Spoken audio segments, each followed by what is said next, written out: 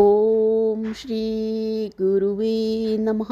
अज्ञानमोहान्धितमोपहाभ्यां विवेकवैराग्यनिधिप्रदाभ्यां विश्वेशतत्त्वं प्रतिबोधिकाभ्यां नमो नमः श्री गुरुपादुकाभ्याम्। ओम शांति शांति शांति। प्रणाम भगवान। मांडूक्य प्रवचन आलात शांति प्रकरण से स्वामी श्री अखंडानंद सरस्वती जी महाराज जी द्वारा भगवान, और हमारा स्पर्श योग चल रहा है और मंत्र 2।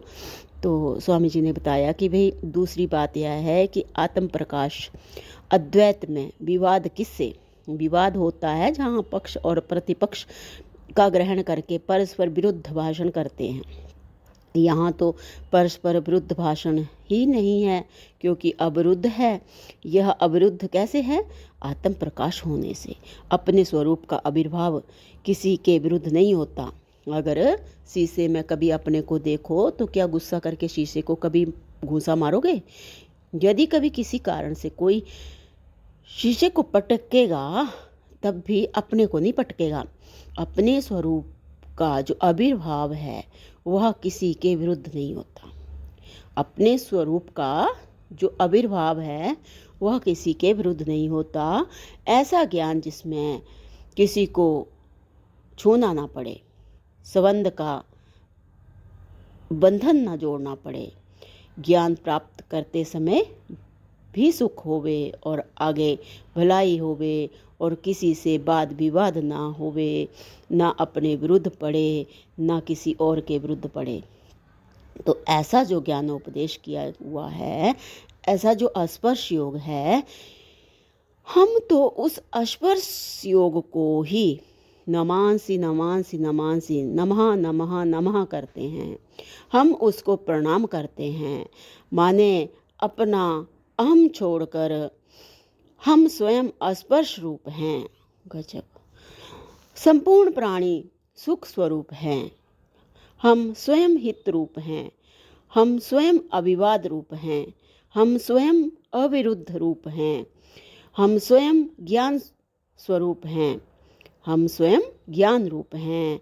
इस प्रकार हम अनुभव करते हैं। यदि कहो कि आप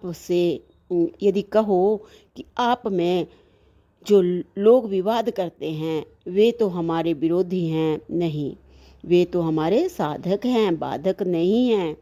वे तो वचनीय के बारे में विवाद करते हैं, अनिर्वचनीय के बारे में विवाद थोड़े ही करते हैं। वाह, कितना बढ़िया बता दिया स्वामी जी ने कि जो भी, फिर से ले रहे हैं भगवान एक बार, कि स्वामी जी कह रहे हैं कि आपस में जो लोग विवाद करते हैं वे तो हमारे विरोधी नहीं हैं, नहीं तो वे तो हमारे साधक हैं। बोले कि वो हमारे विरोधी नहीं हैं, वो तो हमारे साधक हैं, बाधक नहीं हैं। वे तो वचनीय के बारे में विवाद करते हैं, अनिवर्चनीय के बारे में विवाद थोड़े ही करते हैं। वे तो इदम के बारे में विवाद करते हैं, अहम के बारे में विवाद थोड़े ही करते हैं।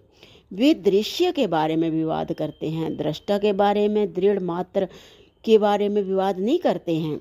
हम तो साक्षी हैं, हमारा विवाद क्या? हम तो अधिष्ठान हैं, हमारा विवाद क्या? हम तो दोनों की आत्मा हैं, हमारा विवाद क्या? बहुत गजब। तो आगे कह रहे हैं भगवान कि श्री गौड़पादाचार्य जी महाराज ने कहा कि हम उस स्पर्श योग को ही नमस्कार करते हैं जिसमें किसी को छूना नहीं है, जिसमें किसी को छूना नहीं है, जो किसी को स्पर्श नहीं करता। यहाँ पे स्पर्श योग लिखा हुआ है। महाराज जी कहते हैं, श्री गौड़पादाचार्य जी महाराज ने कहा कि हम उस स्पर्श योग को ही नमस्कार करते हैं जिसमें किसी को छूना नहीं है, जो किसी को स्पर्श नहीं करता। कैसे? जैसे रस्सी सांप को नहीं छूती, जैसे आकाश नीलिमा को नहीं छूता। किसी प्रकार वह आत्म चैतन्य, वह ब्रह्म जिसमें द्वैत है ही नहीं या कल्पना मात्र है, अथवा अस्पर्श है वह ना किसी को टच करता है, ना वह किसी के द्वारा टच किया जाता है, क्योंकि दूसरा है ही नहीं। बृहद्रणक श्रुति में यह ऐसे आया है। तो मंत्र है भगवान आगे, न तत् शनाति किंचन न तद शनाति कश्चन। वह किसी वस्तु को खाता, अच्छा ये है न तद अश्नति, अश्नाति किंचन न तद अश्नाति कश्चन। वह किसी वस्तु को खाता नहीं और दूसरी कोई वस्तु उसको खाती नहीं। ना वह किसी का भोग्य है और ना वह न किसी का भोक्ता, ना किसी का ज्ञेय है ना किसी का ज्ञाता, ना किसी का कारण है ना किसी का कारण। जगत के जन्मादि कारणों के रूप में जो इसका वर्णन होता है, जगत की सत्ता के संबंध में जो भ्रांत है, जो मानते हैं कि जगत है और पैदा हुआ है और इसका प्रलय होता है, उनके संतोष के लिए है। यतो वायुमानि भूतानि जायन्ते अथवा जन्मादस्य यथा, ब्रह्मसूत्र, जन्मादस्य यथा। तो स्वामी जी कह रहे हैं कि उनके लिए है यह श्रुति अद्वितीय तत्व का संगमन करने के लिए है। अद्वितीयत्व की संगति के लिए इस प्रकार से निरूपण करती है,